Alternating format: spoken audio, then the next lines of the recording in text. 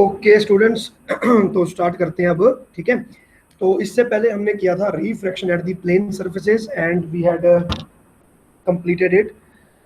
Prisms हमने complete कर दिया था। ठीक है, तो आज हम स्टार्ट करने वाले हैं refraction from the curved surfaces. 2-3 फॉर्मूले होते हैं आपके इस पूरे टॉपिक में, और उसी पर ही बेस्ड आपको सारे के सारे क्वेश्चन आने वाले हैं। और इन्हीं तब 2-3 चीज़ों के जो डेरिवेशंस हैं और ये सब है आपको ध्यान में रखना है, and that will again magnify itself into like the variety of numericals that you can find in this chapter. वो सारे के सारे यहाँ से स्टार्ट होते हैं। ठीक है, तो अब कैसे स्टार्ट होते हैं, क्या होता है, अब हम उसको देखेंगे। So let us start with the refraction from the curved surface. Today we are going to do an equation and we don't call it anything else, but we say that refraction from the curved surface itself. ठीक है, चलो तो यहाँ से start करेंगे।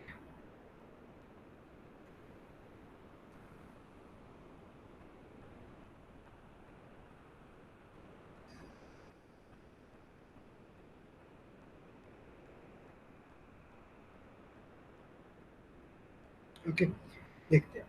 तो अब सबसे पहले तो कर्व्ड सरफेस हमें ड्रॉ करनी पड़ेगी। तो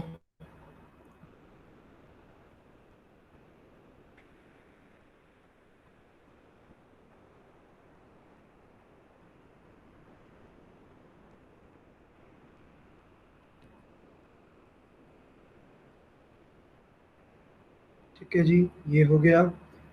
और फिर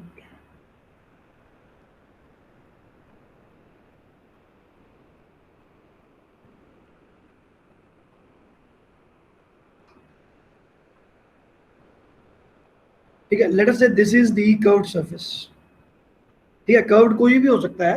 हमने कर्व्ड सरफेस ले लिया, तो कर्व्ड सरफेस का मतलब है कि इसका भाई कोई रेडियस ऑफ कर्वेचर होना चाहिए, and it is completely spherical in shape.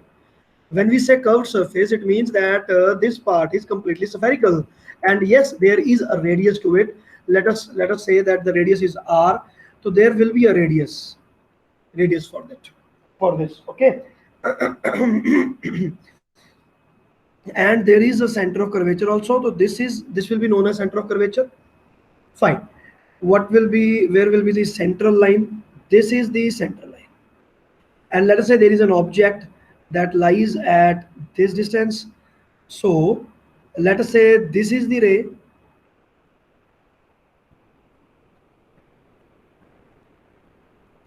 that first hits the surface, and then after it moves like this. No, not from this. It will get bent, and it will be somewhat like this.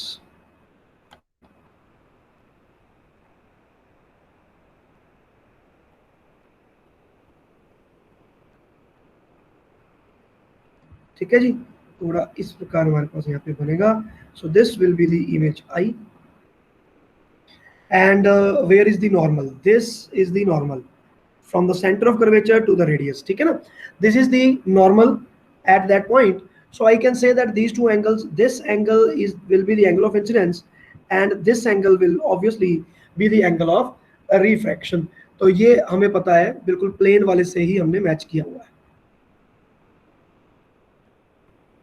similar to that. Okay, so now what is happening?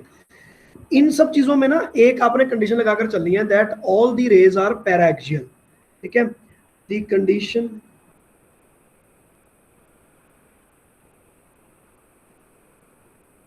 For all derivation is that all rays are paraxial. ठीक है, all the rays are paraxial, सभी पास पास में हैं, बिल्कुल ठीक है। So the all the rays are paraxial, and सो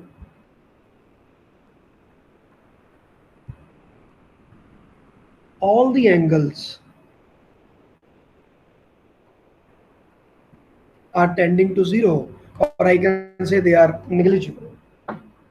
ठीक है, tending to zero and they are negligible. तो ये हमारे पास आ गई सारी चीज। ठीक है, अंडर दिस कंडीशन हम यहाँ पर करने वाले हैं, let us name this things now.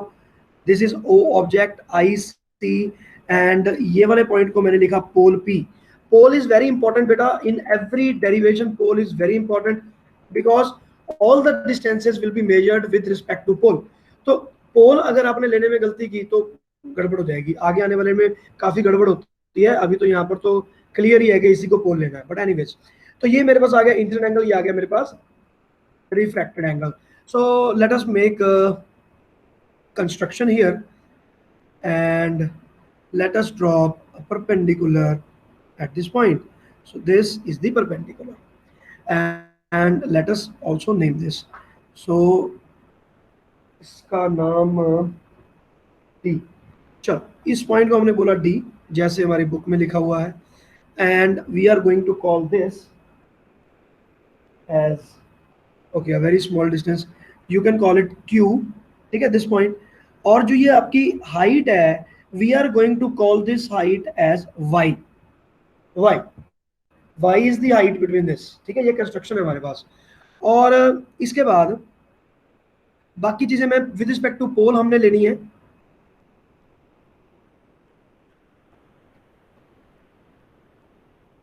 So this will be taken as u, the distance of the object from the pole, and v will be this. This is v. Distance of the image from the pole, this is v, okay, and that distance, the thickness is y. अब ये हमने सारा कुछ बना लिया, ठीक है। अब इसमें हमें बनाने हैं कुछ एंगल। तो ये आ गया मेरे पास I, ये आ गया मेरे पास R, और यहाँ पर अब कौन कौन से एंगल बनेंगे, I have to give it name. So let us say this angle is alpha, this angle is beta, and this angle is gamma. तो मैंने तीन एंगल यहाँ पे बना लिए, अल्फा बीटा गामा। तो अब हम देखते हैं थ्योरेटिकल थ्योरी में क्या होगा, ठीक है। इन ट्रायंगल ओडीसी, ओसीडी कह लो, ओडीसी कह लो, एक ही बात है। ये रहा ओ और ये रहा सी और ये रहा डी। तो मैं ये वाला ट्रायंगल ले रहा हूं, तो I angle is acting like an external angle. Angle I will be equal to alpha plus beta, am I right. I is the external angle, तो मैंने यहां पर लिख दिया G Y, because this is external angle, this is external angle. ये आ गया I is equal to alpha plus beta, ठीक है। और सिमिलरली मैं यहाँ पर देख सकता हूँ कि beta is external angle for this, तो मैं यहाँ पे लिख रहा हूँ in triangle CDI, beta is acting as external angle, and for beta R plus gamma, again this is also external angle, ठीक है। ये हो गया मेरे पास बीटा। एंड नाउ अब इसके बाद हम देखते हैं, तो ये मेरे पास बीटा, यहाँ पर मैं इसको सब्स्टिट्यूट कर सकता हूँ। So beta will be iron out, हमें इसकी रिक्वायरमेंट नहीं है, और आर, और इसमें मेरे पास आ जाएगा गामा और अल्फा बचेगा। Anyways we will do it. तो substituting the value of beta from this, तो let us name it 1, name it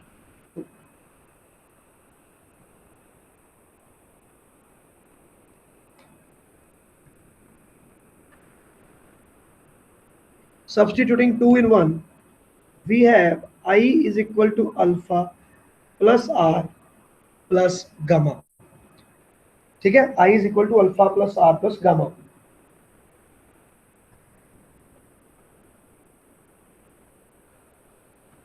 okay wait a minute, नहीं यहाँ नहीं सब्स्टिट्यूट करना, वेट ए मिनट, थोड़ी सी मिस्टेक होगी मेरे से, just a minute. First of all we will apply Snell's law. Now Snell's law at D is, तो मैं इसके रिफ्रैक्टिव इंडेक्स ले रहा हूँ बेटा। यहाँ पर आपने ध्यान में इसका रिफ्रैक्टिव इंडेक्स μ1 ले लिया और इसका रिफ्रैक्टिव इंडेक्स μ2 ले लिया। So there are two mediums now, okay, μ1 and μ2। तो स्नेल्स लॉ मैंने अप्लाई किया, μ1 into sine I is equal to μ2 into sine R. Simple. यहाँ पर मैं अब लिमिट लगाऊंगा कि that all the angles are tending to 0। So μ1 into I is equal to μ2 into R. Why? Because limit theta tending to 0, sin theta can be taken as theta. Okay, so this is mu1. तो यहां पर अब मैं substitute करने वाला हूं from 1 and 2.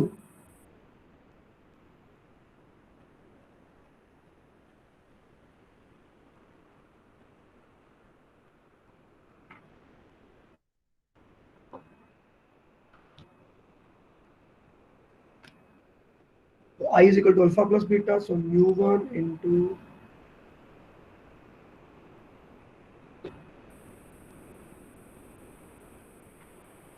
Beta minus delta.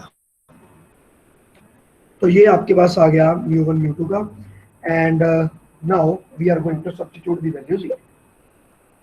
Yes, ठीक है जी, ठीक है.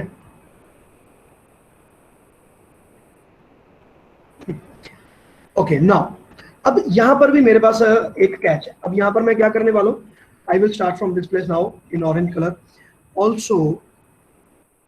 ठीक है. नाउ अब मैं देख रहा हूं कि tan अल्फा को मैं क्या लिखूंगा. tan alpha can be written as y divided by u. ठीक है, तो मैं इसमें अभी साइन कन्वेंशन मैंने यूज नहीं किए हुए, साइन कन्वेंशन मैं यूज करूंगा. तो प्रेजेंटली मैं इसको लिख सकता हूं कि tan alpha is equal to dq divided by OQ.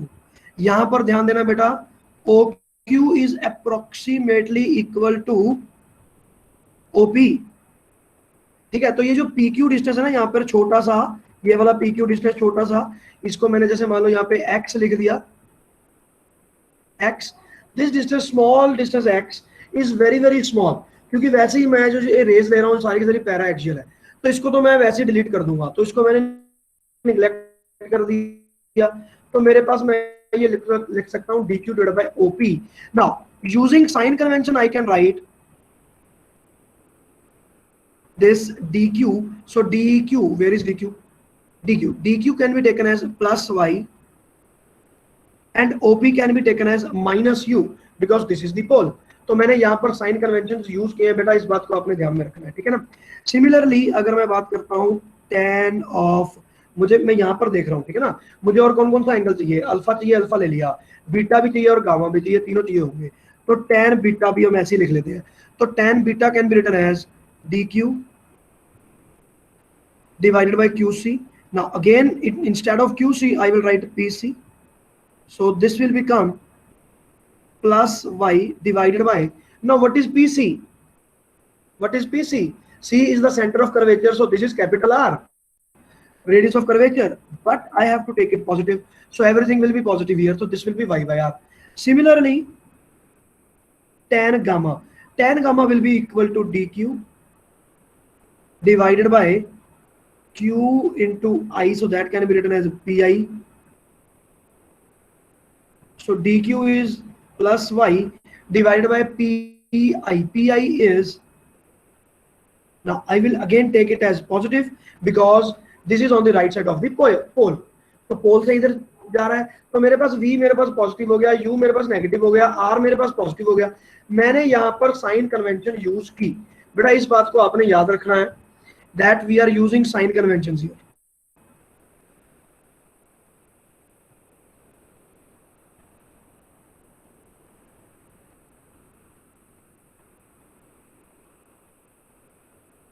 We are using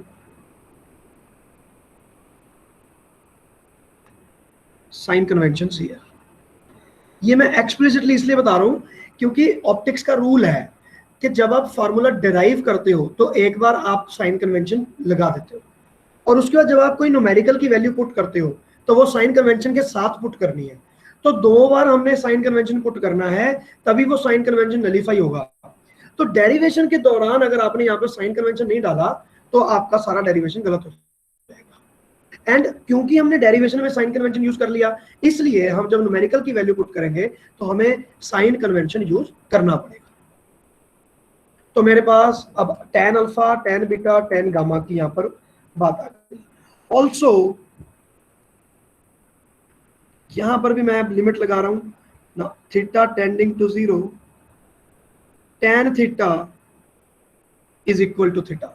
बिल्कुल साइन वाली केस ही होती है इसकी, ये वाला केस जो है साइन थीटा ये लिमिट लगती है और यहाँ पर इसकी लिमिट लगती है, दैट्स इट। तो this will be limit theta tending to 0 tan theta is equal to theta. तो ये भी हो गया और ये भी। तो यहाँ पर अगर मेरे पास ये आ गया तो मैं यहाँ पर जो ये अल्फा है इसको मैं tan अल्फा में कन्वर्ट कर सकता हूँ।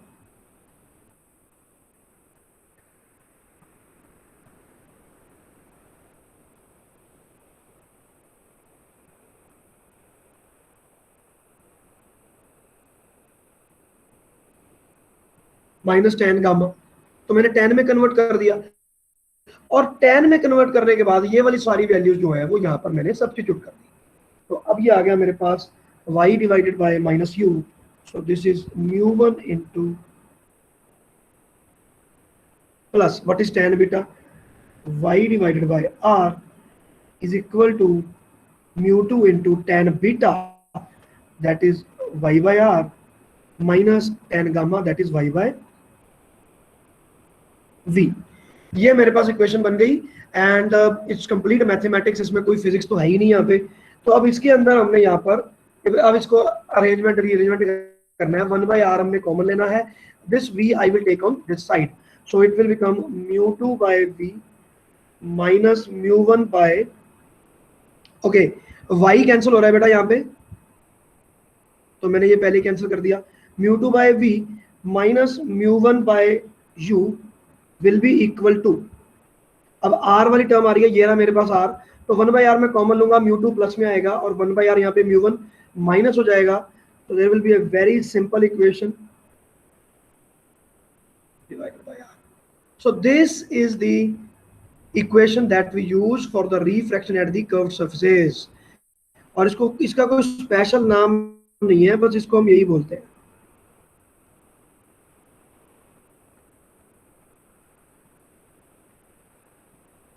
कहने का मतलब है कि जैसे स्नेल्स लॉ है, Snell's law is refraction at the plane surfaces, similarly this is refraction at the curved surfaces.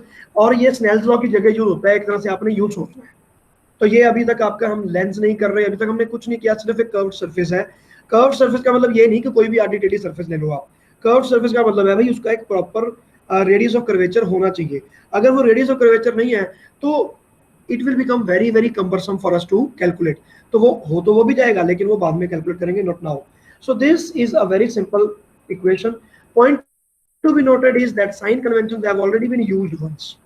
It means कि अगर मैं इसमें साइन न्यूमेरिकल पुट करूंगा तो साइन कन्वेंशन के साथ में ही मुझे यहाँ पर वैल्यूज पुट करनी होगी, that is very important.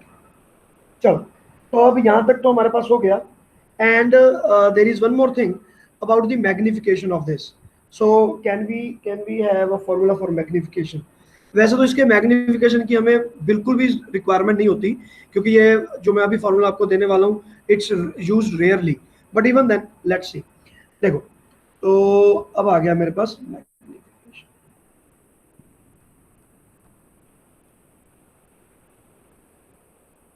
Now see, for mirrors we no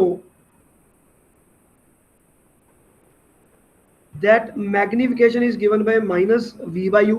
ये जो मैं मेथड कर रहा हूँ बेटा स्टैंडर्ड मेथड है, ठीक है, और इसको आप ऐसे ही कंटिन्यू कर सकते हो, ठीक है। But the only thing is के कंफ्यूज नहीं होना, ठीक है ना, ये आगे भी यूज होगा, एक दो जगह पे और यूज होगा। So this is very very handy formula, ठीक है। देखो, तो मैग्निफिकेशन आपका आ गया minus v by u। Now what is minus v by u? अब मैं इसको कंपेयर करूंगा ऑल्सो फॉर मिरर्स।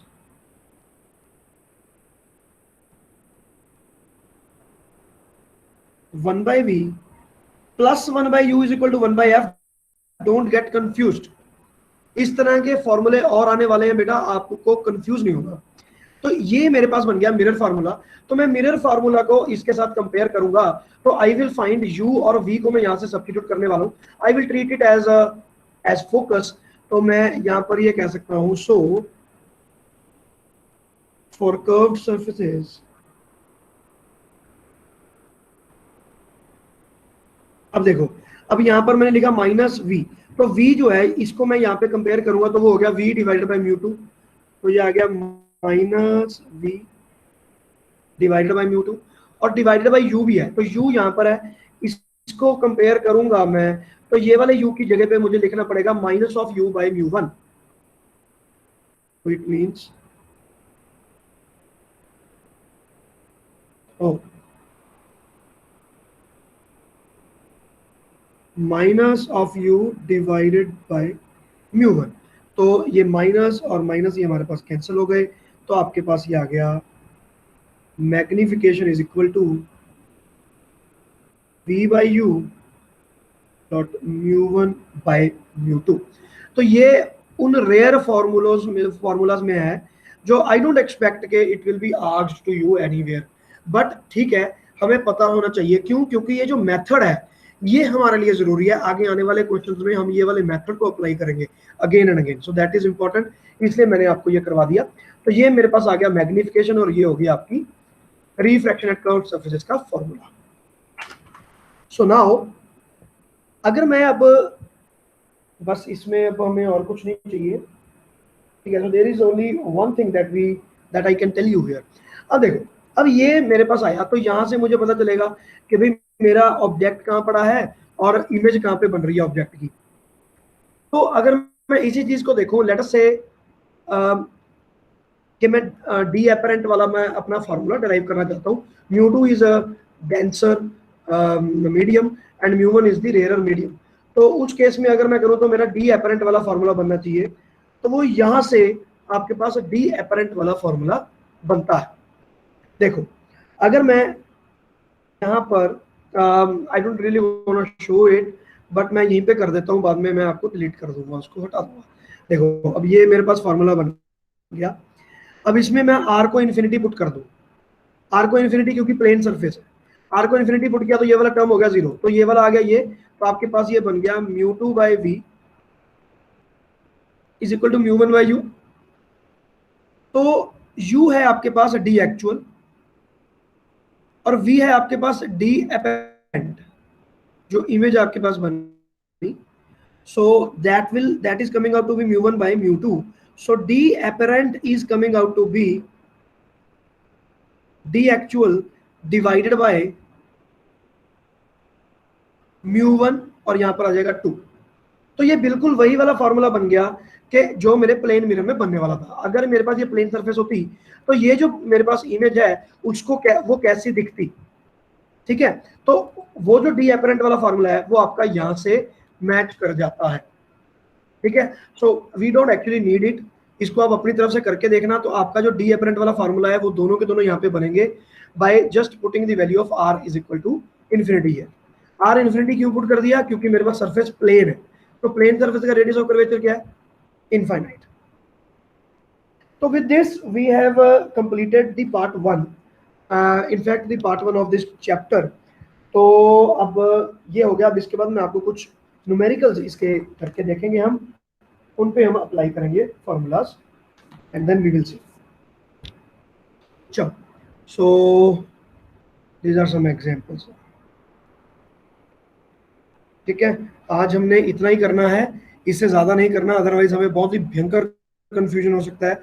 लेकिन अब हमें करनी है इसकी practice, so I am not leaving you now.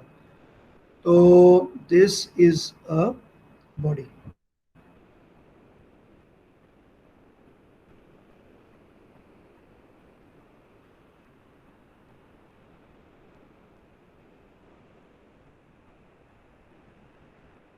this is the center line and there is an object here।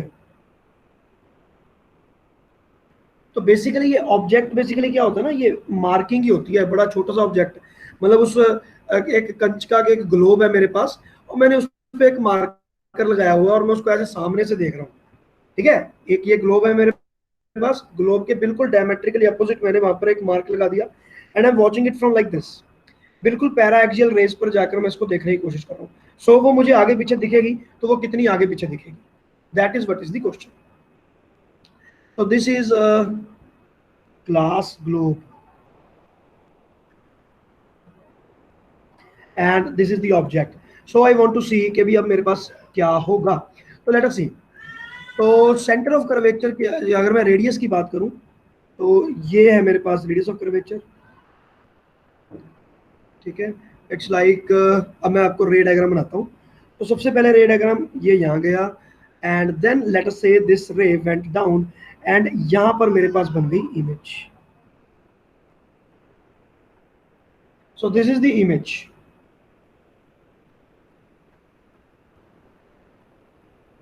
ठीक है,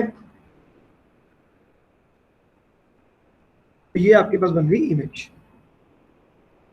एंड नाउ, तो ऐसे केसेस में हमें सबसे पहले देखना पड़ेगा कि भाई रिफ्रैक्शन कहां पर हुआ और कितनी बार हुआ। तो सबसे पहले यहां पर हम देखते हैं कि ऑब्जेक्ट ये रहा, एंड ये वाले ऑब्जेक्ट की इस वाली सरफेस पर कोई भी रिफ्रैक्शन नहीं हुई, डायरेक्ट वो इसी मीडियम के अंदर से लाइट आई, यहां पर हमारे पास रिफ्रैक्शन हुई। सो this is actually the refraction one, first time refraction.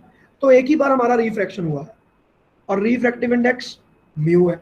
तो अब हम यहां पर अप्लाई करने वाले हैं चीज, सुनाओ। तो रिफ्रैक्शन एट कर्व्ड सरफेस तो हुई है, तो सबसे पहले तो जनरल फॉर्मूला लिखेंगे,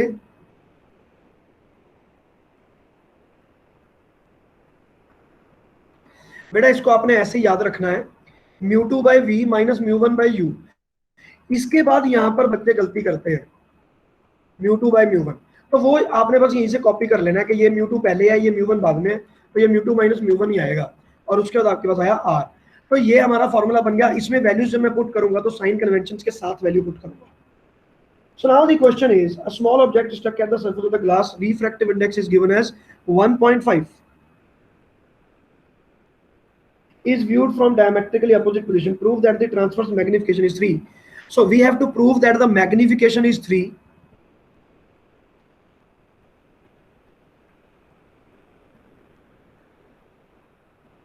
Prove that magnification is 3 and is independent of the radius of the curvature. तो रेडियस ऑफ कर्वेचर पे भी डिपेंड नहीं करती, तो हमें बेसिकली फाइंड करनी है मैग्निफिकेशन। चलो जी, तो करते हैं। तो पहले तो हम ये देखते हैं कि भैया इमेज कहाँ बनेगी, क्योंकि मेरे मैग्निफिकेशन के फार्मूले में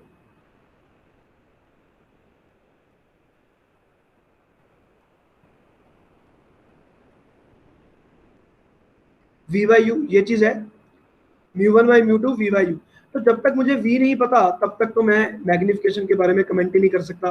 सो let us first of all find out v from this equation, we will put the values in this. बेटा ये जो सब्स्टिट्यूशन मैं कर रहा हूँ इसको आपने ध्यान से देखना है, मोस्ट डिफिकल्ट है।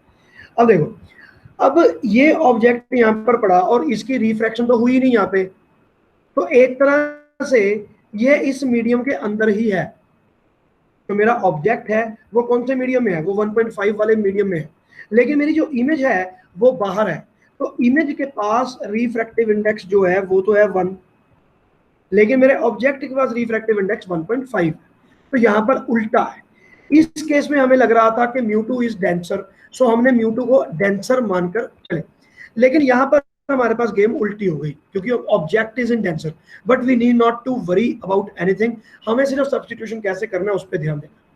देखो, तो सबसे पहले मैं ऑब्जेक्ट की बात करता हूँ। तो ऑब्जेक्ट ये रहा, और मैं मान के चलूंगा कि क्योंकि यहाँ पर इसकी रिफ्लेक्शन हुई नहीं, तो ऑब्जेक्ट लाइज इन 1.5।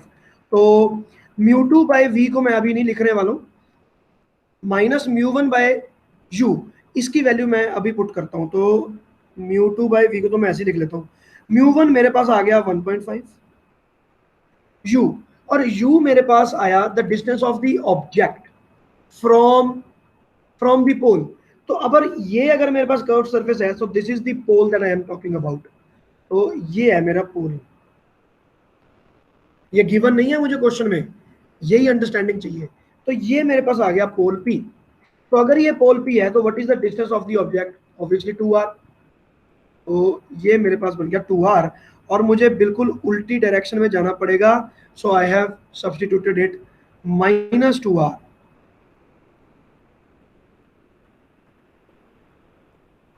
ये हो गया।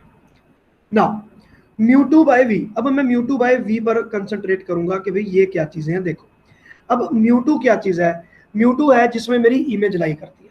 अब यहाँ पर दो मीडियम है, अगर इस मीडियम में ऑब्जेक्ट लाई करता है तो इमेज कौन सी मीडियम में लाई करती है, दूसरे मीडियम में, क्योंकि रिफ्रैक्शन हुआ है। एक्चुअली में देखने से अगर आपको लगे कि नहीं नहीं इमेज यहाँ थोड़ी ना है, वो नहीं हमने देखना। हमने तो ये देखना है कि रिफ्रैक्शन कहाँ हुआ था, यहाँ पे इसके इस तरफ म्यू ये था, इस तरफ म्यू ये था, तो ऑब्जेक्ट इधर है, इमेज इधर है। उसके बाद इमेज कहीं मर्जी जाए, आने वाले क्वेश्चंस में हम देखेंगे इसको अच्छे से। तो this mu will be taken as 1 and what is the distance of the image from the pole, so that will be taken as v and that will be plus v. तो ये मैंने लेफ्ट हैंड साइड अपनी equation की यहाँ पर बना दी. What about this? अब इसमें मैं वैल्यू पुट करता हूँ. तो इसमें तो मैंने आपको पहले ही कहा था कि सोचना ही नहीं है, जो यहाँ पर है वही वही वहां पे कॉपी करना है. तो ये आ गया 1 minus 1.5 divided by r. R is the radius of curvature. तो सोच के देखो कि इसका रेडियस ऑफ कर्वेचर तो दूसरी तरफ है, तो इट इज नेगेटिव. तो यहाँ पर मैंने पुट कर दिया माइनस आर. बच्चा लोग, is this substitution clear to you? Yes में जवाब दो या नो में जवाब दो फटाफट.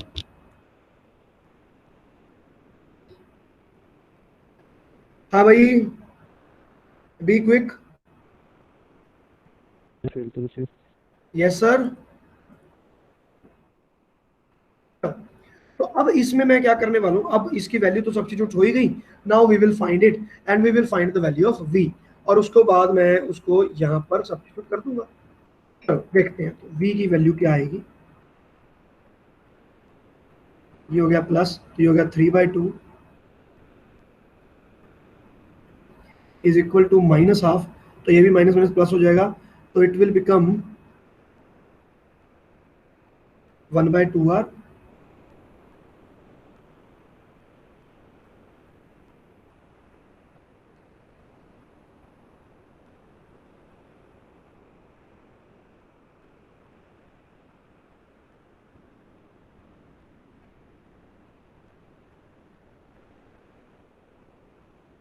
तो यहां से मेरे पास v की वैल्यू निकल गई, दैट इट इज -2r.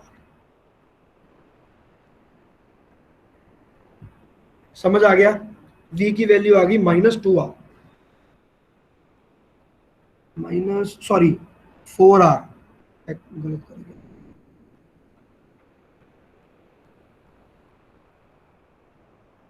बेटा 4r आएगा, ठीक है, -4r. तो ये रहा मेरा पोल, और पोल से 2, ये रहा आर, फिर ये रहा आर. तो जितना डायमीटर है उतनी ही दूर हमें जाना पड़ेगा इस पॉइंट तक, तो जाके कहीं आपकी इमेज बनेगी. तो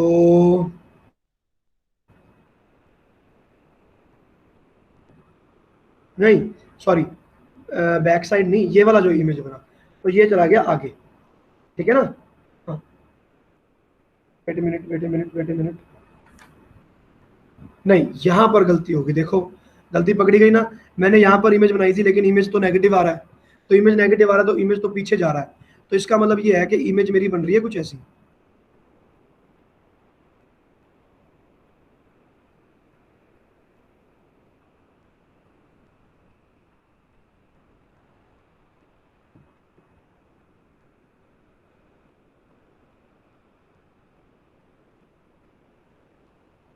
लाइक दिस. ठीक है? और इस ऑरेंज लाइन को अगर हम एक्सटेंड कर दें, it will be like this. तो यहां पर बन रही है मेरी इमेज. देखो, इमेज पीछे चला गया, और इमेज चला गया आपका इससे कितना, 4r पीछे. तो अब आपको क्लियर हो गया होगा. देखो, ये चीज है इन सब चीजों की. ऑप्टिक्स में कुछ भी नहीं पता, सब सारा कुछ जब आप निकालोगे ना तभी पता चलेगा. तो ये आ गई मेरे पास v, that is -4r. So now let us find magnification.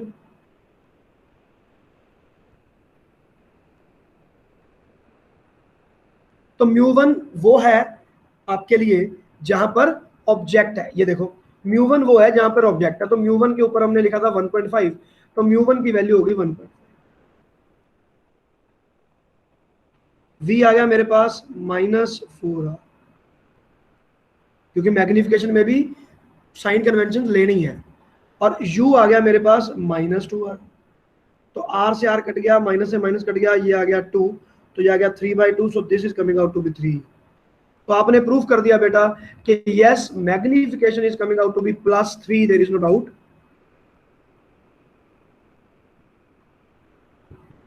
And it is independent of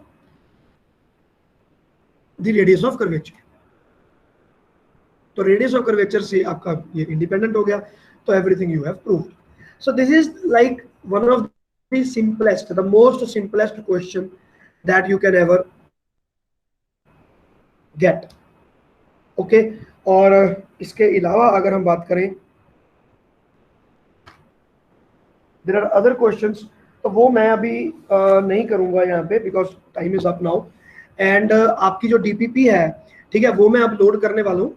refraction at the curved surface, actual में आपका टॉपिक खत्म हो चुका है। There is only one thing, that was this, ये वाला फार्मूला और ये जो आपकी मैग्निफिकेशन का formula, these are the only things.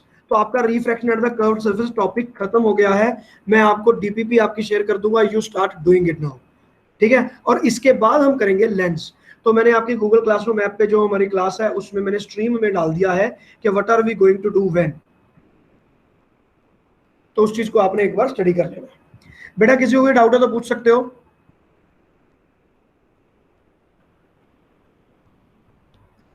Any doubts? No doubt? नहीं सर। बस इसमें एक बात ध्यान रखनी है, ये जो फॉर्मूला है, ये जो सब्सटीट्यूशन है ना, ये सही करनी है, और सब्सटीट्यूशन करनी है आपने विद साइन कन्वेंशन।